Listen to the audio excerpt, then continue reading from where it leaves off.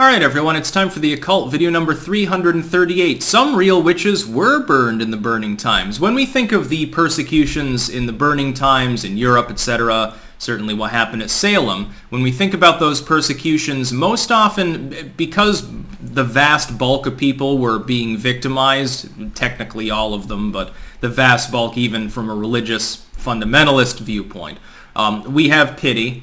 We universalize the victimhood of these many tens of thousands of sufferers, and we say, of course, this was old women with palsy and property disputes, etc. Now, this is in part reference to my Salem video, the 2 occult videos ago that I made, which, by the way, you should watch. That was number 336, in which I stated that there was a plethora of reasons for the Salem witch trials. It started with, quite obviously, property disputes, legal disputes. New Englanders at the time were fond of suing one another, mainly for land and wealth purposes. Afterwards, it morphed.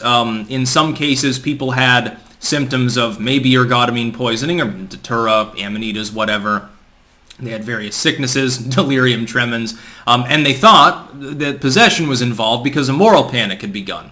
And things spiraled out of control until the time in which the wife of the governor of Massachusetts was considered to be a witch by some people, and then they put the kibosh to that very quickly once the wealthy and powerful were implicated. You will note that they had no problem with the panic before that happened. We're seeing the same thing today.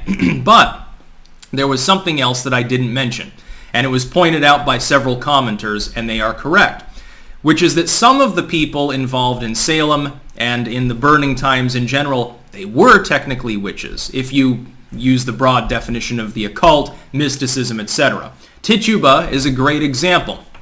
Of course, the slave, initially I think of Jamaican origin, or Barbados was it actually, who was initially one of the first people in Salem considered to be a witch, was blamed for witchcraft.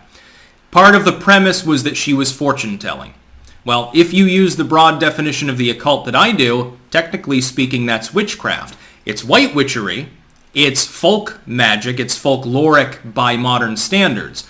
In the time, though, prior to the Enlightenment era especially, but even technically long thereafter, when we're looking at the burning times of the Renaissance, when we're looking at Salem, that was still considered to be evil, especially among certain groups. Catholics, less so.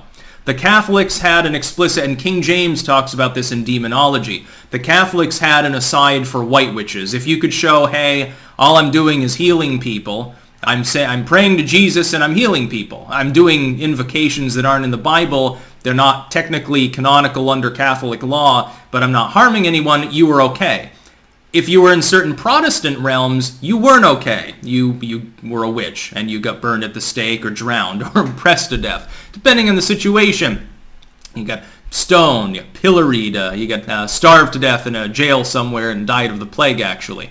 But some of these people did practice magic. In fact, I would argue, and this has been argued actually by Waite in some of his works, this was a popular theory in the late early 1900s especially. It has had a resurgence in postmodern academia now that tends to analyze it from a feminist perspective, but the basis actually is technically true, which is that folk traditions that were technically magical, especially related to fortune-telling, were common at the time. I've read a book called The Book of Knowledge.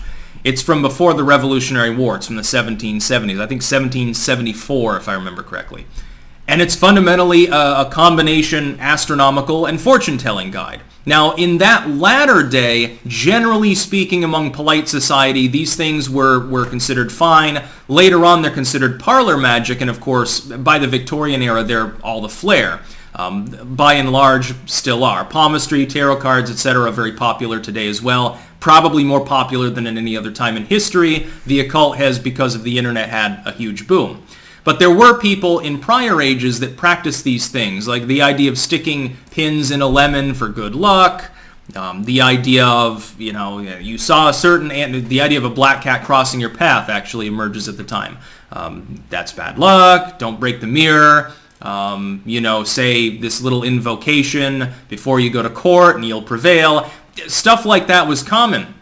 We can look at the Petit Albert, again, from almost the contemporary period. This bric-a-brac work is very similar. Some of it is more talismanic and grimoire style, but a lot of it's that sort of Homan's powwow, Albertus Magnus Egyptian secret stuff. A lot of it emerges in the 19th century, but it was prevalent as well before.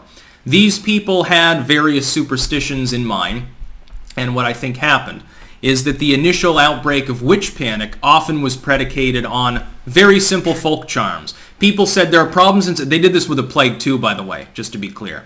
There are problems in society. Who can we blame for it? Well, it's these people. They've fallen away from Christianity. They're doing magic and shit. Well, you know, the Witch of Endor is evil and witchcraft is of the devil. We have to burn them in order to cleanse the land of these forsaken heretics. That's what happened. That's how it starts. It was misused by people at the time who had some personal gain in mind by playing on the fears of the public. That's the initial reason for the outbreak. It's also the reason for the current outbreak of paranoia. Just to be clear, blame the unvaccinated. Blame some group of people that literally has nothing to do with the China virus. This kind of thing happens over and over. It seems to be an innate human tendency. And I've talked about it before in the context of moral panics in a more general sense. It almost invariably starts with some empowered group wanting more power, more wealth, etc., grinding down a competitor. We see it all the time. The disinformation panic that we have right now is the same. It's predicated on multi-billion-dollar corporations attempting to silence their smaller competitors. That is the reason for the current disinfo panic. Politicians glommed on for personal gain, and now every other person believes that there's a massive propaganda front that doesn't actually exist to try to screw with their minds. Their minds are actually being screwed with by the initial claimants. They're the only ones that benefit from the moral panic. This is the case with the burning times. This is the case with Salem. This was the case with the satanic panic. This is the case with all moral panics.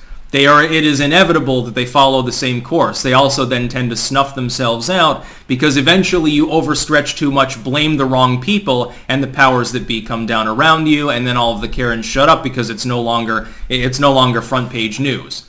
They're just there to be busybodies. They're just there to gossip and crane their necks, essentially. But yes, some of the people in the burning times that were destroyed effectively were witches and wizards, because they did practice what would loosely be termed the occult. But it was situational. Everyone did it. They were all Christians. It wasn't because they were worshiping the devil or pagan or anything like that. They were Christians. They were practicing folk art. That's about all. Peace out.